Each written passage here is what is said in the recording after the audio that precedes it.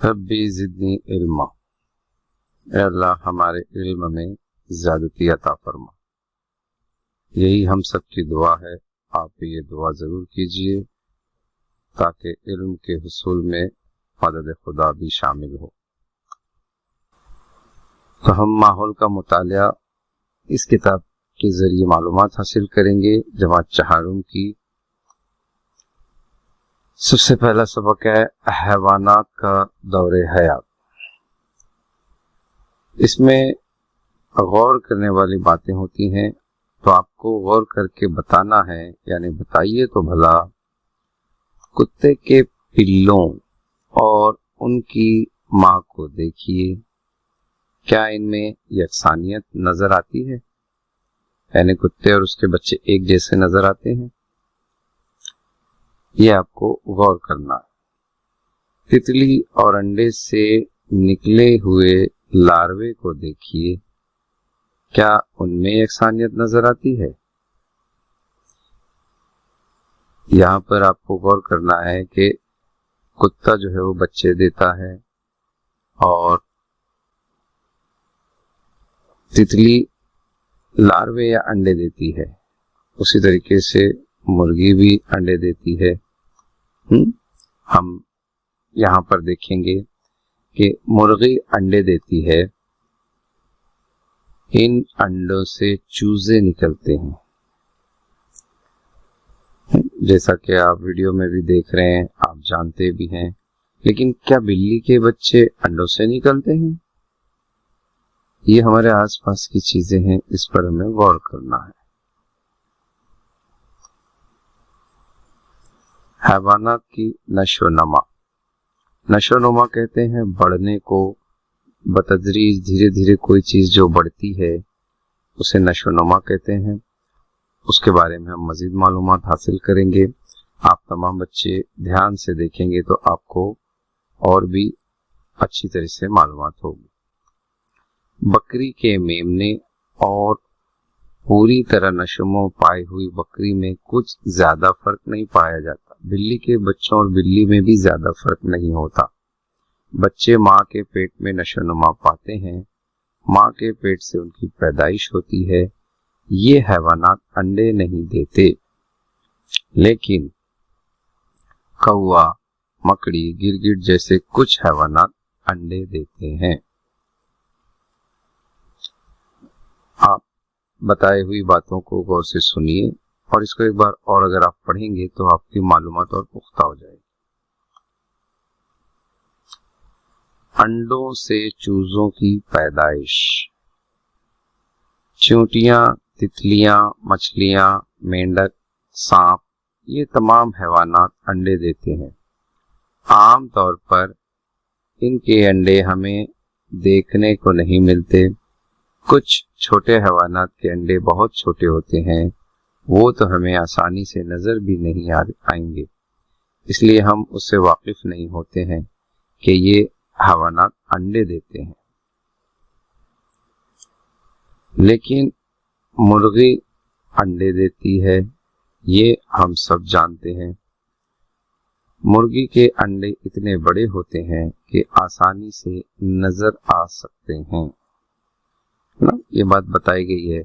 मुर्गी ऐसे अंडे देती है जो हम अपनी आंख से देख सकते हैं, लेकिन कुछ अंडे ऐसे होते हैं जो हम नहीं देख सकते, बारीक बारीक जो बहुत छोटे छोटे अंडे देते हैं। कुछ ऐसे हैवानात हैं जैसे कि यहाँ जिक्र किया गया है, चींटियां, तितलियां, मछलियां, मेंढक, सांप पानी के अंदर होते हैं, इसलिए हमें और आसानी से कुछ हैवानात के अंडे नजर नहीं आते। तितलियां वगैरह दरख्तों पर और फूलों पर होती हैं, इसलिए हमें आमतौर पर इन तमाम हैवानात के अंडे नजर नहीं आते। अब आपको नया लफ्ज सीखना है कि अंडा सेना, यानी जिसको हम आम तौर में सेंकना भी कहते हैं कुछ लोग। अंडों को हरारत देने के लिए मुर्गी का अंडों पर बैठे रहना अंडे सेना कहलाता है। यानी अंडे को वो गर्म रखती है, सेंकती है, जैसे हम सेंकना किसी चीज को गर्म रखने के लिए इस्तेमाल करते हैं। यहाँ पर देखिए, मुर्गी अंडे देती है, अंडों में चूजों की नशो नमा के लिए हरारत यानी गर्मी की जरूरत होती है, इसलिए अंडे देने के बाद मुर्गी अंडों पर बैठी रहती है और अंडों को हरारत गर्मी पहुंचाती है। अंडों में चूजे आहिस्ता आहिस्ता बढ़ने लगते हैं। नशो नमा मुकम्मल होने पर चूजे अंडों के खौल तोड़कर बाहर निकल आते हैं। तो ये हुआ अंडा सेना यानी अंडे के ऊपर बैठकर बच्चों की सही नशो नुमा करना। यह कुदरती तौर पर मुर्गी में एक सलाहियत होती है। आपने इसे देखा होगा अपने आस पड़ोस में, कुछ बच्चों के घर पर भी मुर्गियां पाली जाती हैं, उन्होंने जरूर देखा होगा। अपने साथियों को जरूर बताएं आप लोग। आगे बढ़ते हैं। जरा बड़े होने तक मुर्गी चूजों का ख्याल रखती है, यानी मुर्गी के अंडे से ये जो बच्चे निकलते हैं, ये तमाम बच्चों का मुर्गी बहुत ख्याल रखती है।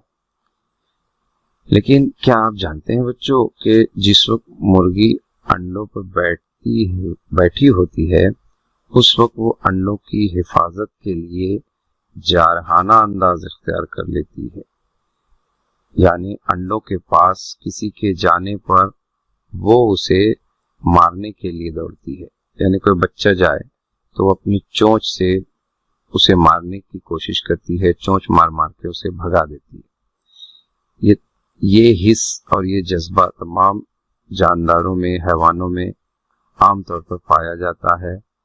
आप किसी भी परिंदे, किसी भी हैवान के बच्चे या अंडे को छू नहीं जाएं तो उसको बुरा लगता है, लेकिन मुर्गी पूरी तरह से अपने अंडों की हिफाजत करती है और करीब आने वालों को चोंच मारने की कोशिश करती है। अब आपको दिमाग पर जोर देके सोचना है कि काया पलट यानी कैसे चेंजेस होते हैं। मेमने और बकरी में यकसानियत पाई जाती है, चूजे और मुर्गी में भी यकसानियत पाई जाती है, लेकिन तितली के लार्वे और तितली में बहुत ज्यादा फर्क पाया जाता है।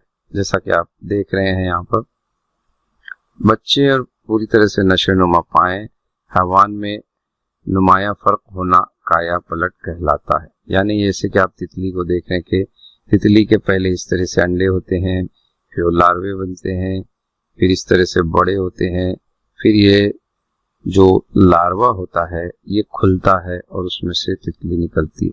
तो ये एक सफेद छोटा सा अंडा था और इसकी काया पलट होकर ये एक बड़ी तितली बन गई। इसे ही कहा जाता है काया पलट।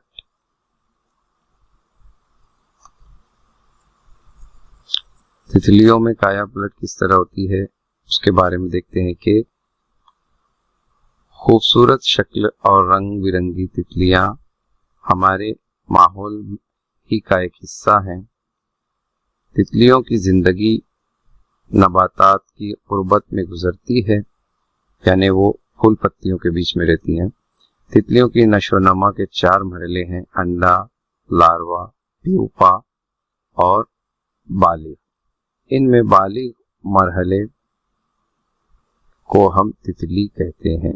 देखिए ये चारों यहाँ आ गया, ये तितली की तस्वीर है। चितरंगी तितली हमारे यहाँ बहुत ज्यादा पाई जाती है। इसकी मिसाल के जरिए हम देखेंगे कि तितलियों की नशोनमा किस तरह होती है।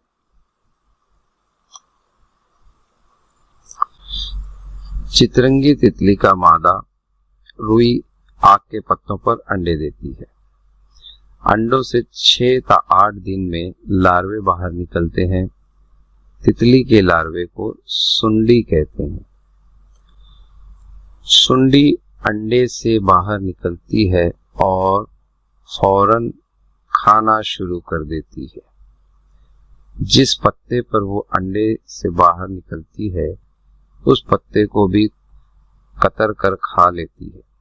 इसके खाने की रफ्तार बहुत ज्यादा होती है, इसलिए इसकी नशोनुमा तेजी से होती है। आप देख रहे हैं वीडियो में कि दिन ब दिन वो कैसे बढ़ती जाती है और पत्तों को खाती जाती है। यानी इसकी नशोनुमा कितनी तेजी से होती है।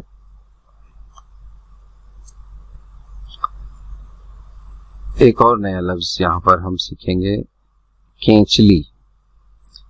केंचली किसे कहते हैं? जिस्म की नशोनमा के दौरान नाकाफी होने वाला जिस्म का गलाफ। तो इब्तिदाई 2 से 2.5 दिन में चितरंगी तितली की सुंडी इतनी बढ़ जाती है कि जिस्म की केंचली उसके लिए नाकाफी होती है, लेकिन इस केंचली के नीचे बड़े हुए जिस्म पर जो नई केंचली बनती है वो ढीली होती है। अब पुरानी केंचली से सुंडी बाहर निकल आती है, इसे सुंडी का केंचली उतारना कहते हैं। सुंडी दोबारा तेजी से पत्ते खाना शुरू करती है, इसकी नशोनुमा में फिर से तेजी आती है। वो 2.5 दिन के बाद दोबारा केंचली उतार देती है। इस तरह वो 4 मरतबा केंचली उतारती है। चितरंगी किस्म की तितलियां 10-12 दिन सुंडी की हालत में होती हैं।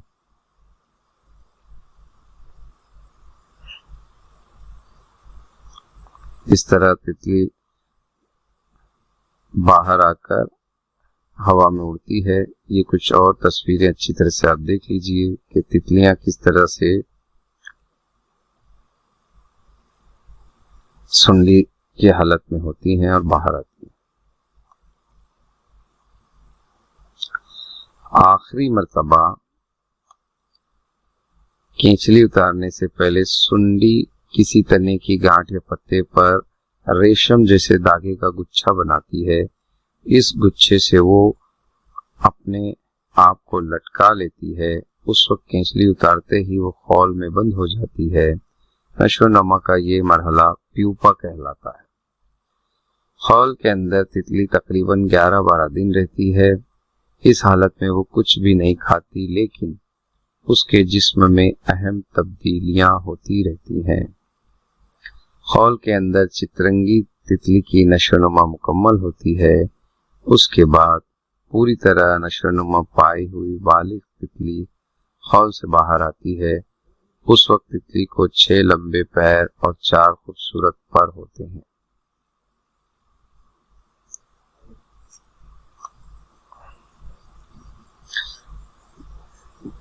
और याद रखिए कि तमाम तितलियों की नशोनुमा इसी तरीके से होती है। ये तय होता है कि तितली की मादा किस नबात के पत्ते पर अंडे देगी। मुख्तलिफ किस्म की तितलियों के अंडों से सुंडी के निकलने का अरसा मुख्तलिफ होता है। सुंडियों में बहुत तनव्वु होता है। मुख्तलिफ किस्म की सुंडियां मुख्तलिफ रंगों की होती हैं। उनका जिस्म लंबूतरा होता है। कई सुंडियों के जिस्म पर बाल जैसे रेशे होते हैं। इससे पहले वीडियो में हमने देखा।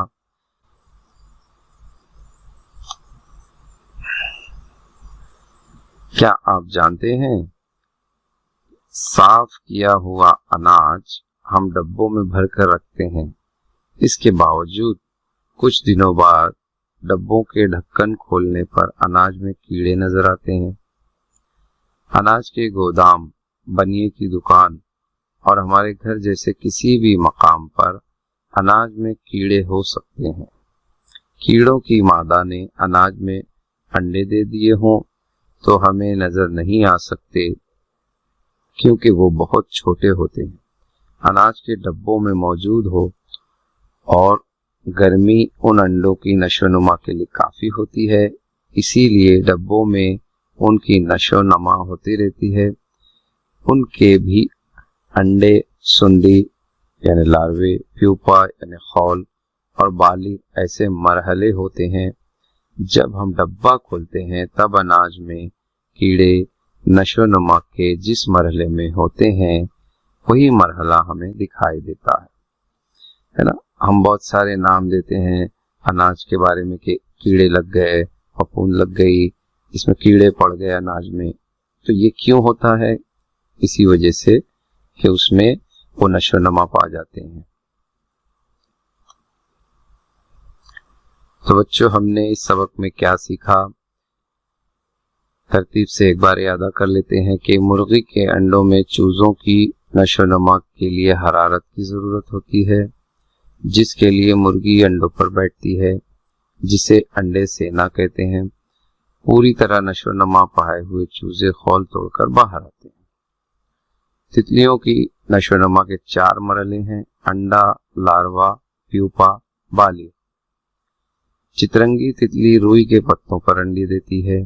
अंडों से सुंडियां निकलती हैं। नशो नमा मुकम्मल हो जाने के बाद सुंडी खौल के मरहले में दाखिल होती है। इस खौल से पूरी तरह नशो नमा पाई हुई तितली बाहर निकलती है। उस वक्त उसे 6 लंबे पैर होते हैं और 4 खूबसूरत पर होते हैं। आपको हमेशा ये बात याद रखनी है, यानी जहन में रखना है कि तितलियां हमारे माहौल का एक हिस्सा हैं। तफरीह के लिए तितलियां पकड़ना और उन्हें धागे से बांध कर रखना गलत है, जैसा कि आप में से बहुत सारे बच्चे ऐसा करते हैं। आप उन्हें समझाइए कि ये हमारे माहौल की खूबसूरत चीज है, इन्हें इस तरह से बांध कर मारिए मत और हमारे माहौल को अच्छा रहने दीजिए, क्योंकि आपको इस बात का अंदाजा होगा अगली जमातों में कि हमारे आसपास जो भी कीड़े हैं, जानवर हैं, हैवानात जितने हैं, सब माहौल में कुछ न कुछ असर रखते हैं और उनकी वजह से माहौल बरकरार रहता है, सही रहता है। मश्क के सवाल जवाब आप लोग पढ़िए और जवाब टीचर की मदद से ढूंढ कर तहरीर कीजिए। यहाँ वीडियो पॉज करके आप सवाल तहरीर कर सकते हैं या अपनी किताब से भी लिख सकते हैं। तमाम सवालात और मश्क के जो भी अलग अलग दिए गए हैं सवालात या खाली जगह किताब से ही अखज़ किए गए हैं, इसलिए आप यहाँ भी देखकर सवाल लिख सकते हैं और जवाब उसको समझकर किताब से ढूंढिए, अपनी टीचर की मदद से लिखिए ताकि आप अपने तौर पर कुछ करने की आदत डालें।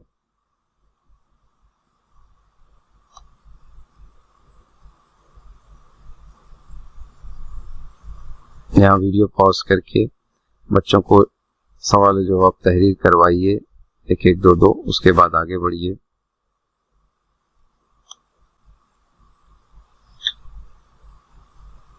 मुख्तसर जवाब लिखना है, यानी एक लाइन में या 1-2 जुमलों में आप लिख सकते हैं। मजीद मालूमात अपने टीचर से लीजिए और उनकी रहनुमाई में जवाब तहरीर कीजिए।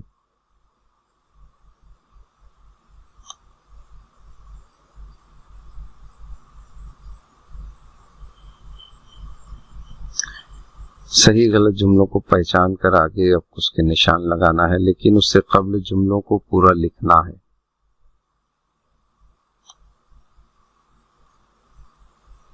खाली जगह पुर करना है, सिर्फ 2 सवाल हैं और जो सरगर्मी दी गई है उसे अंजाम देने की कोशिश करें।